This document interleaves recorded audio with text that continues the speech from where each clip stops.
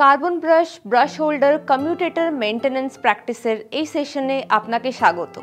এই সেশনের শেষে আপনি শিখবেন ডিসি মেশিনের নেম প্লেটের বিবরণ ব্যাখ্যা করতে, ডিসি মেশিন ইন্সপেক্ট করতে এবং ত্রুটি শনাক্ত করে পূর্ব পরীক্ষা করতে, ডিসি মেশিন খুলতে এবং ওভারহল করতে, ডিসি মেশিনের যন্ত্রাংশ যেমন carbon brush holder commutator maintenance এবং সার্ভিস করতে, ডিসি মেশিন রিঅ্যাসেম্বল এবং পরীক্ষা করতে, ডিসি মেশিন ট্রাবল শুট করতে, নির্দিষ্ট ডিসি মোটরের নেম প্লেটের তথ্য ব্যাখ্যা করুন এবং নোট করুন, ডিসি মোটর পর্যবেক্ষণ করুন যেমন শাফট রোটেশন, পোড়ার লক্ষণ, পোড়া গন্ধ, ড্যামেজড পার্ট, লুজ কানেকশন এবং তারপর টেবিলে তথ্য রেকর্ড করুন।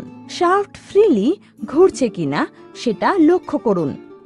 আর্মেচার বা ফিল্ড বা কমিউটেটর বা ব্রাশ বা টার্মিনাল ব্লকে পোড়ার লক্ষণ দেখা যায়, পোড়ার কোনো উপসর্গ লক্ষ্য করা যাচ্ছে না। Armature, field, commutator, brush, terminal ব্লকে পোড়া গন্ধ লক্ষ্য করা যায়, কোনো পোড়া গন্ধ লক্ষ্য করা যাচ্ছে না। ক্ষতিগ্রস্ত অংশ, কোনো ক্ষতিগ্রস্ত অংশ লক্ষ্য করা যায়নি। যদি আলগা কানেকশন লক্ষ্য করা যায় তাহলে কানেকশনটি শক্ত করুন। ইনসুলেশন পরীক্ষা, রেজিস্ট্যান্স পরিমাপ এবং কন্টিনিউটি পরীক্ষা সম্পাদন করুন। ইনসুলেশন টেস্ট, ইনসুলেশন পরীক্ষার জন্য মেগার দ্বারা পরিচালিত এই পরীক্ষায় প্রতিটি টার্মিনালের মধ্যে টেস্ট প্রোবগুলিকে টার্মিনাল বক্সে এবং ফ্রেমে রাখুন যেমন ছবিতে দেখানো হয়েছে।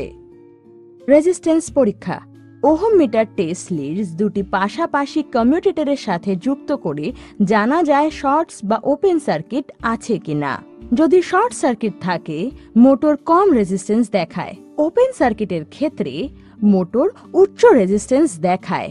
সংক্ষেপে, শর্ট সার্কিটের কারণে কম রেজিস্ট্যান্স হয় এবং ওপেন সার্কিটের কারণে উচ্চ রেজিস্ট্যান্স হয়।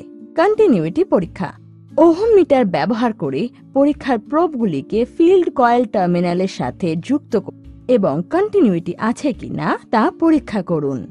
ওহম মিটার ব্যবহার করে পরীক্ষার প্রোবগুলিকে ফিল্ড কয়েল টার্মিনালের সাথে যুক্ত করুন। ওহম মিটারে দেখানো ফিল্ড কয়েলের রেজিস্ট্যান্স যদি বেশি, ইনফিনিটি বা কোনো রিডিং না দেখায় তাহলে ধরে নেওয়া যায় যে ফিল্ড কয়েলটি ওপেন সার্কিটে রয়েছে।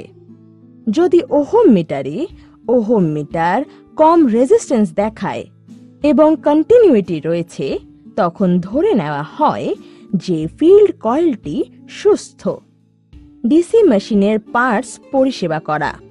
কমিউটেটর, আসুন জানি কিভাবে ডিসি মেশিনের যন্ত্রাংশ অর্থাৎ কমিউটেটর পরিষেবা দিতে হয়। আর্থ ডিফেক্ট জানতে শাফটের একটি লিড আরেকটি লিড মেগারের কমিউটেটরের বারের সাথে যুক্ত করুন। যদি তাদের মধ্যে ইনসুলেশন ভালো হয় মিটার উচ্চ রেজিস্ট্যান্স দেখাবে, সুতরাং ধরে নেওয়া হয় যে এটি ভালো আছে যেমন ছবিতে দেখানো হয়েছে। রেইজড মাইকা ইনসুলেশনের জন্য কমিউটেটরের পরীক্ষা করা। মাইকা ইনসুলেশন রেইজড হলে আন্ডারকাটিং টুল দিয়ে মাইকা ইনসুলেশন আন্ডারকাট করুন।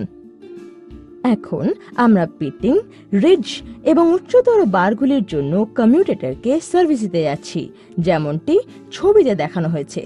লেথ মেশিনে ঘুরিয়ে কমিউটেটরকে স্কিনিং করে উচ্চতর বারগুলি সরানো হয়।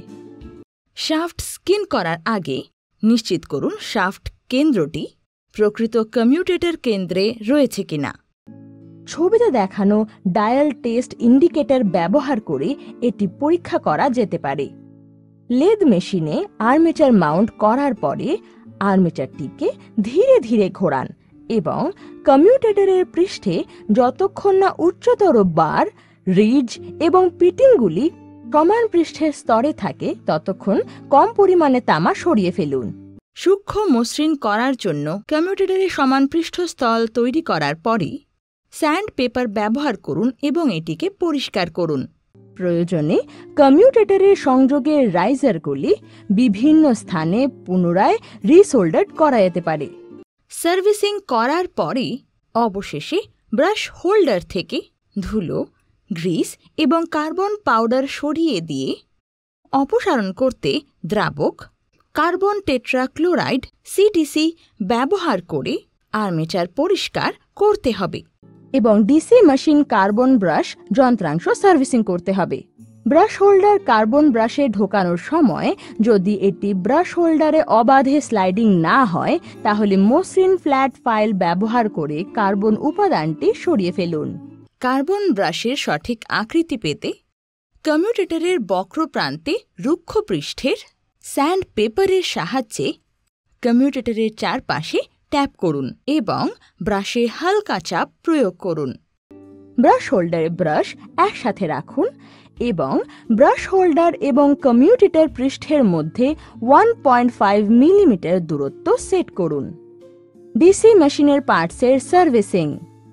ব্রাশ হোল্ডার এবং কমিউটেটরের পৃষ্ঠের মধ্যে স্পার্কিং প্রতিরোধ করতে স্প্রিং টান সামঞ্জস্য করা যেতে পারে।